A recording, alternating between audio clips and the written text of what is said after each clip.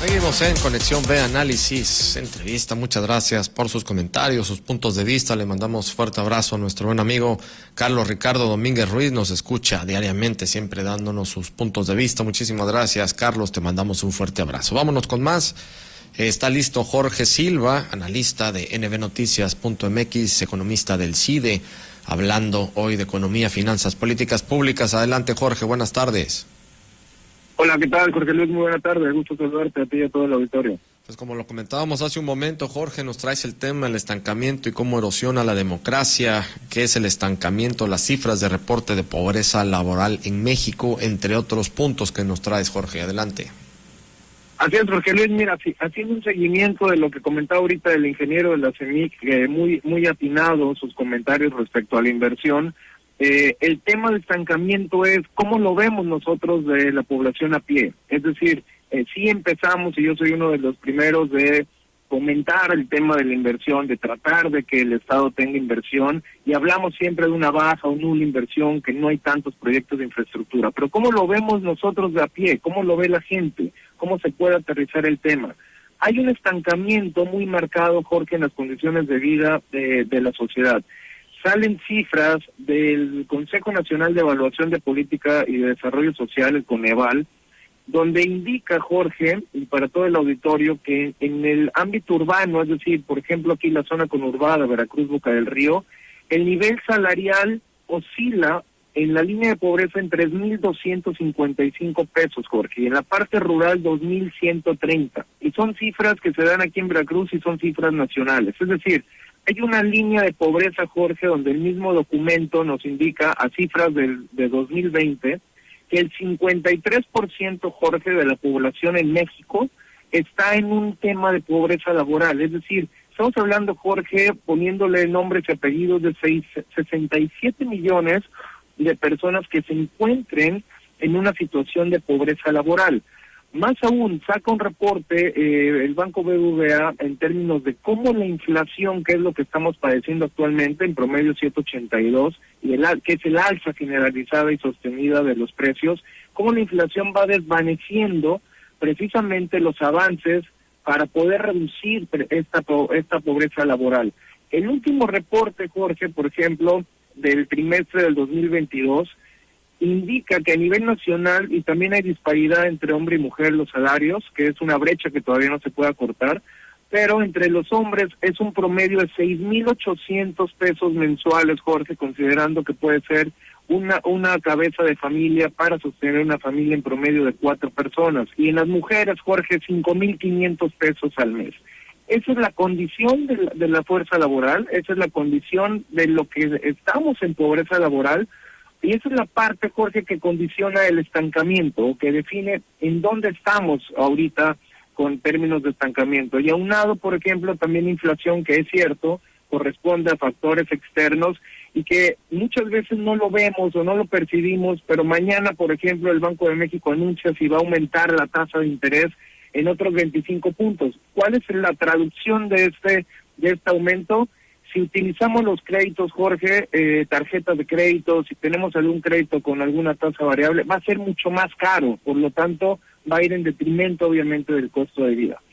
En este marco, en este contexto, Jorge, te quiero exponer un tema donde hubo una conferencia con respecto a cómo precisamente este estancamiento debilita tanto a las instituciones como a los países democráticos. Se analizó en un foro en Colombia toda la parte de América Latina, incluido México, y se concluye 3 cosas y me enfoco específicamente en México para contextualizar y poderlo entender.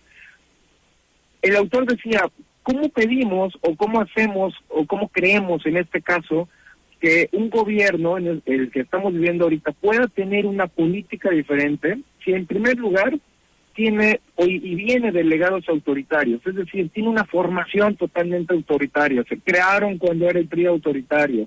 Era un partido único y no ha habido actores nuevos a la fecha. El segundo punto, para ponerlo en contexto, es que ha habido una muy pobre gestión en los gobiernos, y en este caso, tanto en los gobiernos estatales como en algunos gobiernos municipales a nivel regional y a nivel federal. Y el tercer punto, este tema medio complejo de que pueden ser temas híbridos donde El Estado, Jorge, tal cual, y lo vemos ahorita en Veracruz, no tiene una eficiencia en las políticas públicas, no tiene un tema muy puntual en derechos humanos y son incapaces de cumplir sus funciones.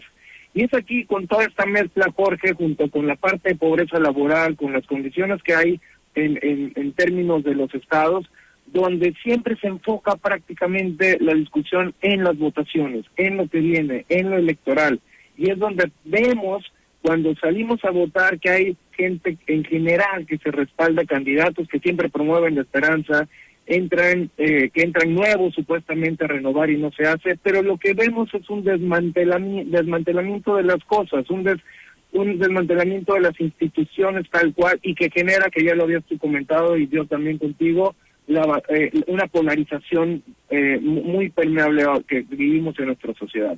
Por lo tanto, Jorge, este tipo de erosión, este tipo de estancamiento que se da, aumenta así la polarización y genera, que creo que es la conclusión muy importante, con todas estas variables que tenemos que analizar, tanto estancamiento como el Estado, qué pasa con las instituciones, genera mucha desafección, y es la conclusión de un estudio de 2 años, prácticamente, del autor.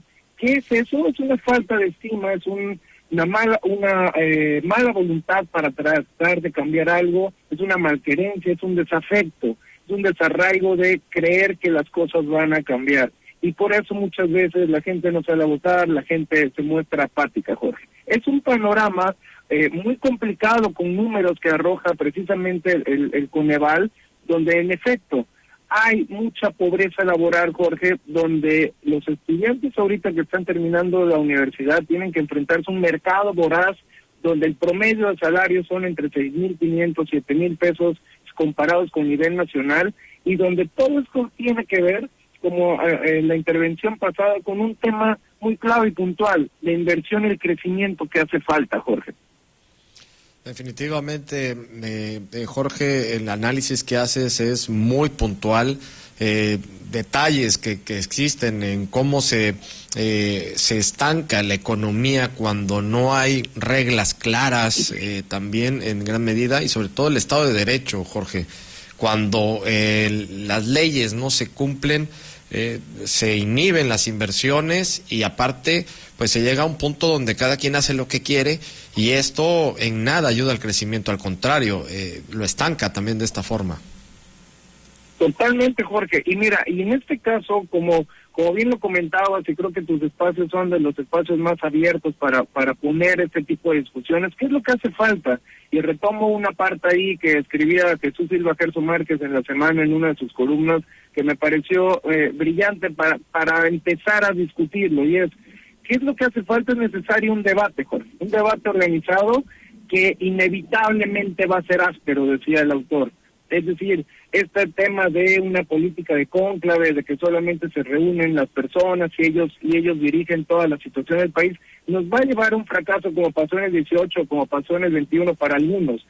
Hay que exigirnos nosotros, y siempre con eso termino, hay que exigirnos nosotros como sociedad y también a la gente que hace la política una ruta muy clara, Jorge. Ya el diagnóstico ya lo tenemos, necesitamos una ruta muy clara, desplegar, sí, con mucha civilidad, como lo dice el autor, las diferencias, porque tenemos que discutirlas y decir que no estamos de acuerdo y remarcar lo que hace falta y conducir precisamente estas controversias de una manera razonable. Y pensar, Jorge, una pregunta que la dejo al auditorio, es cómo evitar precisamente este estancamiento, que no se merece la sociedad que vive así, que no merecemos vivir así, y cómo evitar precisamente este estancamiento, Jorge. Pues ahí está el cuestionamiento, hay que trabajar sobre ello. Mi querido Jorge, muchísimas gracias. Vamos a estar contigo la próxima semana. Un abrazo, Jorge. Saludos a ti y a todo el auditorio. Muy buena tarde. Igualmente, muchas gracias a Jorge Silva, analista de nbnoticias.mx, economista del CIDE, en nuestra sección Proyecto con Idea, hablando de economía, finanzas y políticas públicas.